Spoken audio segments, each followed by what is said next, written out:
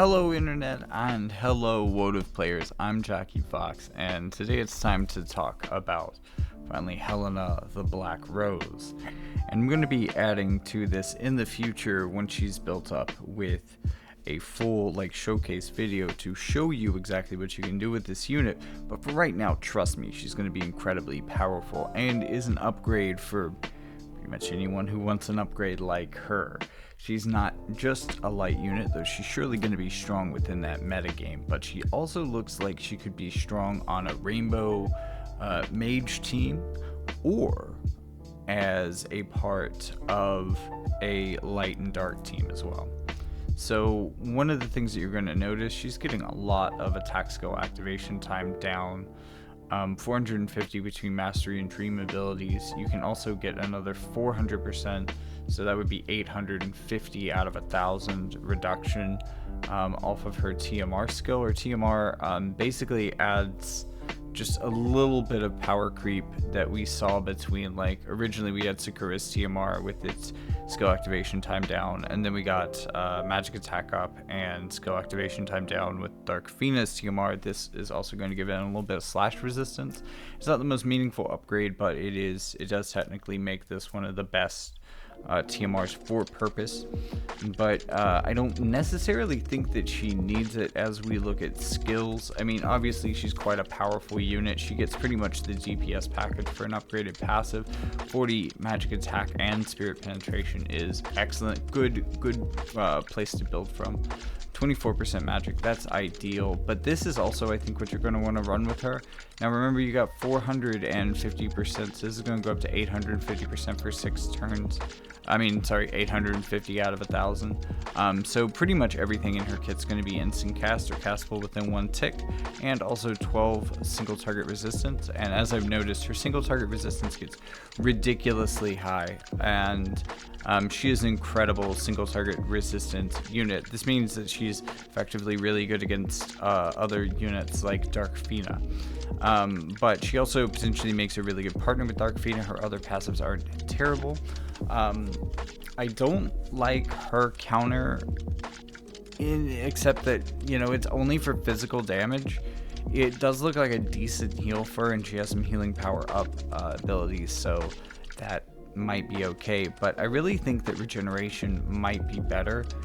And it's also worth pointing out that with her second counter, with her AoE resistance, I don't have to do this in Japanese for this character. I'm not doing the previews yet. So for hidden resistance, it's also interesting to note that she is, as a single target resistance unit, this would give her AoE resistance, which would basically just equate to damage resistance for that 1 turn after taking damage. Is that the same as a heal? I don't really think so. I think, again, might go with the regen for the additional healing power up. Maybe working with some of her other stuff, but maybe if you're using her on offense and going purely against physical teams, then maybe you want to use her first healing counter. Her basic attack is going to inflict stop. That's amazing for a high faith unit. Really powerful. If stop actually lands on someone, it pretty much ends their ability to do anything. So Hex of Undoing, first buff. This is going to give her the ability to ignore courage, dispel courage on her hits. Her hits will also lock characters' ability to dispel re-raise. So she protects re-raise and destroys courage. So she will counter courage teams while empowering re-raise teams. And I think that this speaks to what is going to be a build constraint for your ideal Helena build, and you want all of your other characters more or less to have re-raise, because she can protect it, but not only, she can give additional bonuses to re-raise characters as well. So Garden Rose Sanctuary of Undying is going to have 2 effects for allies, but this is going to be conditional upon them having re-raise. Despite what I just said and the way that it reads on wotv calc, this isn't actually the way that it works, and her abilities for her allies are not conditional upon re-raise. I'm gonna bring that up again later on as a building constraint, but apparently it really isn't. It's just poorly worded, and I'm glad I checked on that because it seemed weird that it would be that way. And I thought that was maybe interesting, a way to give her more power in one place and make maybe some more of her regular powers conditional. I think that's kind of an interesting build dynamic. I'd also be interested to know if she would go up to non-re-raise characters and try to buff them, even though technically her buff would do nothing for them.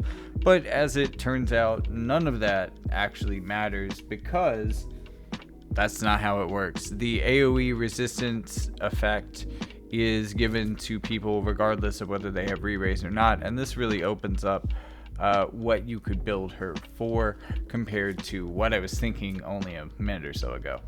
So with that being said, I'll let you get back to the video. Editor Fox out. So again, this is only going to work for re-raise units, but it will give them AoE resistance, area attack size resistance, which is a little hard to explain. But basically the larger the AoE size, the more of a damage reduction they're going to get, up to 25% for 4 turns for both magical and physical if they have re-raise. For Helena, these are all the things that are going to happen to her. She's getting re-raise. She's also getting dark resistance 20%, AoE resistance 20%, and reduced magic damage taken 30%, all for 3 turns while re-raise is active. So removing re-raise from Helena is actually a really important way to undermine her power. Thankfully, if she's doing damage first, she's going to be sealing your ability to do that, which is really going to protect her and make her quite powerful. But if you do manage to get that through there, this could be kind of a crux or a bit of a hole in her armor. Not that it will be easy to exploit, and especially with characters like Vivi, it's going to get even harder to exploit this chink in her armor, which is a big part of the reason why they make such a good combo, and also why Raph would be important as well as a tank to keep fire away from them.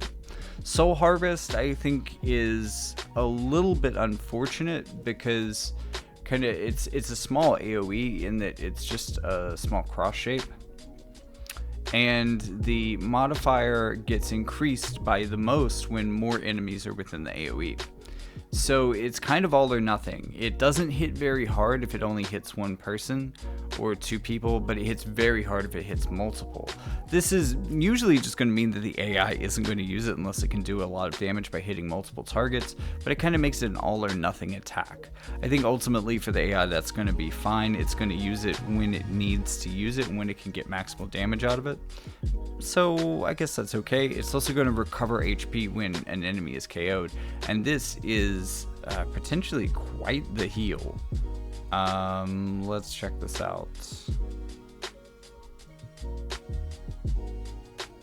120x for each kill up to 2. So 2 kills we get you a 240 heal, which is higher than Curata.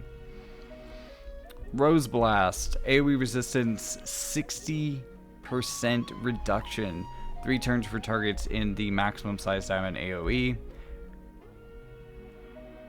And this is also going to decrease that chance 20% less for each enemy. Decrease chance 20% for each enemy less in the AoE. So there is.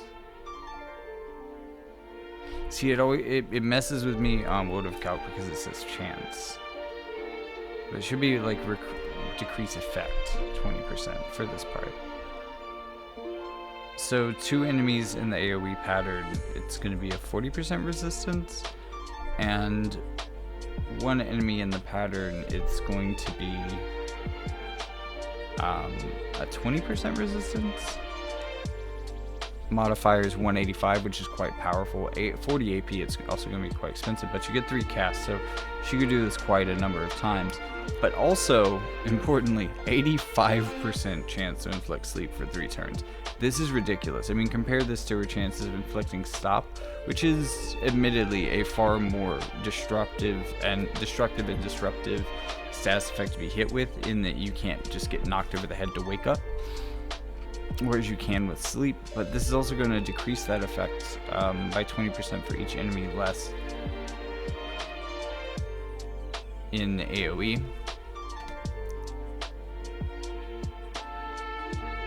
So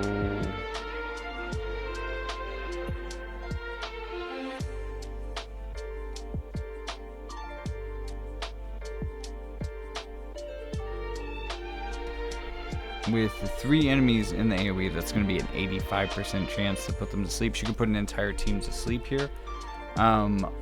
But if you only have, say, 1 enemy within this AoE, that's only a 45% chance, which is still incredibly good. Like, it's still really good chances of putting them to sleep, and they're still getting hit with the AoE resistance stuff, and it's already quite a powerful move.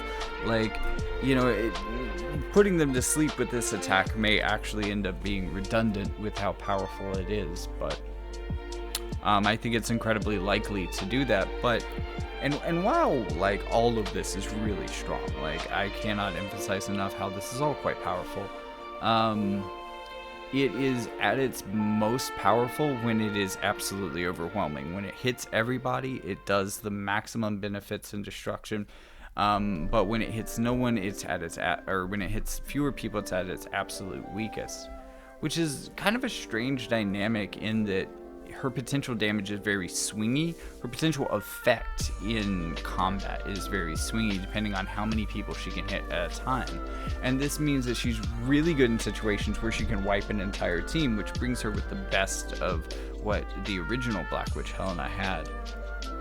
But also kind of makes her a little bit weaker outside of that. Not weaker than Black Witch Helena. Again, she's a whole power tier above her, I would say. But it does make her a bit swingy, and once we start seeing more characters at this power level, we may see characters that don't have this dynamic, that are just more consistently good. I don't think this makes her bad. In fact, I think this makes her quite dangerous, in that it makes her a different type of glass cannon, in that she wipes your entire team, or she's okay. I mean, still, her being okay is better than a lot of characters. Try Denervation after it's fully upgraded, and the upgrade really isn't worth talking about. It's a 200% mod with a 100% reduced counter chance, so no way of countering this ability. 200% damage is really going to hit you hard. It's a single target skill, lots of cast, 26 AP, so it's pretty efficient. This could be her assassination skill. And with a skill like this, especially with her 140, this is going to keep her from using skills like Rose Blast and Soul Harvest on a single target, because Tri-Denervation is always going to be a more efficient way to do more, potentially, more and also safer damage against opponents. She has one of the most interesting main subs, like primary sub jobs that I've seen. She has a select 2 target skill Dual Punisher 185 mod that decreases spirit after dealing damage. Now this is going to make them easy pickings for other mages, and it has an amazing, like, this range is absolutely ridiculous. It also has a good range height, so this is really going to hit people. It's not quite as ridiculously powerful as something like Stag Impact, but it is quite good, and it is quite a good addition to her kit. She also has quite the range on a single target Kurata level heal that's also going to heal 15 AP. That's quite nice. Not necessarily anything to write home about. I kind of wish a little bit more that this was something that was AoE, but I mean, still doing pretty good for a main sub. Attritional Protection is okay. I like the idea of getting some of these effects on her, in that she's not as good against physical as she is against magical, and this would help even her out. But I think that the ideal buff from this one is Spell of Shielding. This is going to have a decent benefit for allies as well, instead of being a single target buff. So I really think this brings a lot to her kit, and is potentially like a really good addition. I think you maybe just ignore some of the rest of this, except maybe Archaic Healing, giving her kind of the AoE heal that I wish that her main sub had, in that, you know, it's an AoE around her, she can't aim it, so that's kind of a drawback, but she can't hit multiple people with it. And then White Mage, I think, is really absolutely nothing to write home about. The only 2 things I think are decent about it is Raise, which 30% chance to revive. That's actually really not that good. Even on a full faith unit, it's still, even on a mage team, this is not a great skill, and it's not a great health recovery either. So that's pretty unfortunate for that. But I think probably the best thing is Holy. This is a really old skill, but it is a strong, very strong single target, 100% guaranteed hit skill. Has a decent range on it as well, and Undead Killer for what that matters in like story and quest content. But I really think you probably skip this sub job for one of the other two, unless you are really having trouble with evasion, in which case this might sure her up into that matchup. And then finally we have her Limit Burst, and thankfully the unlock skills are above it, so that's going to help explain this. But her magic resist, it's going to decrease magic resistance, diamond AoE pattern, 69 AP because nice memes. Big diamond AoE, reduced magic attack resistance. She already has magic attack resistance penetration 40 that you're going to be running with her, if not higher. So this is pretty much going to reduce that into nothing, even if they had it built up quite high. And then you're going to have a 200% modifier, which is quite big, but then it's going to cast another sequential skill for her as well. And this is going to be Black Rose Healing. Black Rose Healing is going to do two things. It is going to be a AoE heal around her, such as Soldier's Healing, the sequential skill for Ferris. So it's going to be basically a combination of Vivi and Ferris in one unit, except that this isn't going to be repeatable as it is an LB. It's going to be roughly around the same heal. It's going to be like a big Cura heal. But if an enemy target is killed by the LB, it's also going to cast Reflect on her. And this is going to be quite helpful in mirror matches and in any sort of matches against mages. She already has a lot of things to help her against mages, so she could be the kind of the crux of a future mage meta. Although I think that this might actually prevent that from happening, such that it the threat never materializes that she is really designed to combat. That being said, I think that she's powerful enough outside of that even should her ideal meta, the thing that she really wants to hunt for, never come about without her in it, without it being a mirror match for her, because I think there's a lot of magic heavy teams that you can build her with. I think Vivi, Addison Rae, Dark Fina, Roth. There are a lot of Soul. There are a lot of characters that really vibe with her. And also, if you got her, Shinryu's pretty cool, but I actually really like Vivi's vision card. And I'm thinking that's going to be the next thing I'm going to save up for on my accounts that pulled her and want to do a more magically based team around her, because that is a really good card for a magical offensive team. And I think it's quite powerful, and I think it's going to be kind of a future staple, and I think it's a future staple of a team that she would absolutely love to be on. Whether that team again can materialize as a meta presence, or does it get countered, or become easy to counter, is still a little bit up in the air. And honestly, will Helena be a part of that counter as well? It seems like she has a place in the fight no matter how this goes down, so that's quite good for a character in terms of her prospects. Like, I really think that this is quite a safe investment if you want to run a heavy like magic team, or if you are a light and dark player. I think all of those types of people are really going to benefit from her, because again, either you're building her kind of for a job-based team that might be able to go rainbow, or you're building her for light and dark, which also may be a bit job-based as well. I think that's a really strong way to go for that. Or you're building her for light, and in which case you're building her up with units like Miranda, like Winged Stern, Addison Rae, Locke even. Units with re-raise especially are really gonna benefit a little bit more from some of the things that she does. And that's also an interesting conditionality, like in that she doesn't give them re-raise, and one of her buffs seems dependent on them having re-raise to give them the buffs. So, she has potential extra boons for teams with re-raise, and we don't often see that kind of building constraint built into such an integral part of a unit's kit. So I think that is quite interesting in the way that she supports specifically that type of team. But that is what it is. So let me know in the comments what you think of Helena. How has your luck been pulling our new light goddess? Like, what do you think of her?